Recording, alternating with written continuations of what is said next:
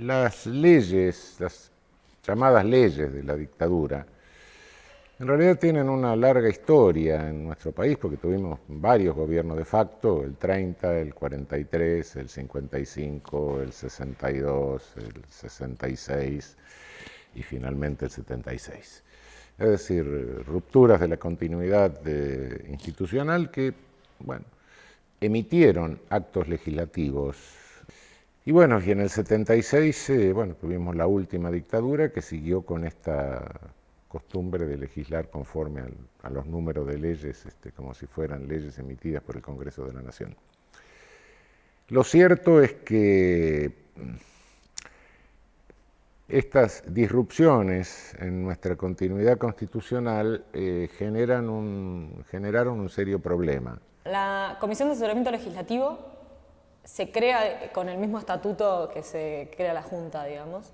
Empieza a funcionar al mes más o menos después del golpe.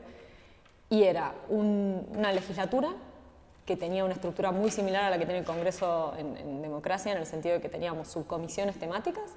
Ahí viene una subcomisión de presupuesto, una subcomisión de asuntos exteriores, digamos, las mismas comisiones que uno podría pensar en un Congreso democrático. Y la diferencia era que no eran electos popularmente, eran todos oficiales de rango medio los que estaban en la CAL, y esos oficiales era como un destino más. La creación de un órgano de consulta jurídica es una muestra clarísima de que la dictadura argentina del 76 se proponía, modificar o refundar las relaciones sociales. No hubo otra dictadura que tuviera un órgano de gobierno pensado específicamente para hacer leyes. Habitualmente cuando se habla de las leyes de la dictadura, cuando se discutió la ley de medios, obviamente muchas veces decía la única, a veces se nombra la de entidades financieras y esta está prácticamente invisibilizada, la 2278.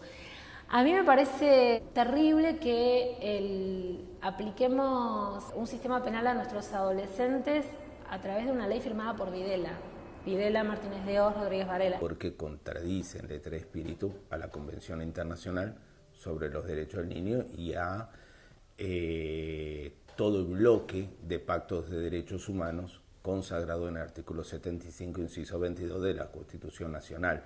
La herencia de la Ley de Entidades Financieras y la Ley de Inversiones Extranjeras, dos leyes que siguen vigentes en la Argentina, nos dejaron un sistema financiarizado con un poder enorme en los bancos y con un poder enorme en el mercado de capitales.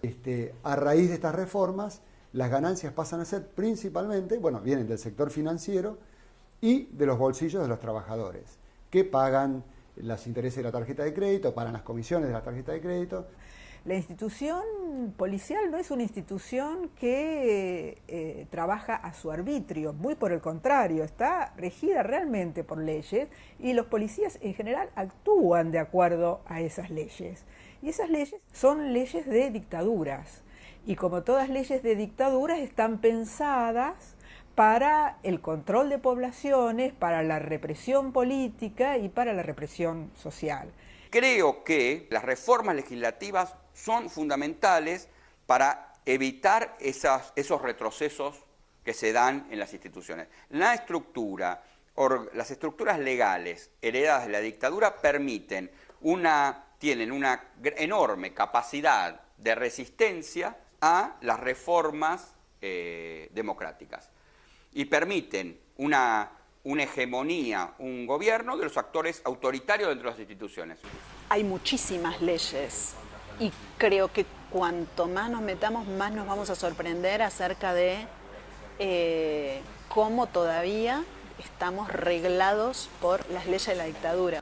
Esas leyes limitan la democracia, limitan el poder político, pero sobre todo condicionan la vida cotidiana, que eso es lo que a veces no logramos entender. La ley de entidades financieras, las leyes económicas, rigen tu sueldo, mi sueldo, rigen los bancos y siguen con la lógica de cuando fueron sancionadas, a pesar de las reformas que tuvieron, porque son leyes que deberían haber sido derogadas. Creo que tendría que ser una tarea del Congreso de la Nación ponerse a revisar estas leyes.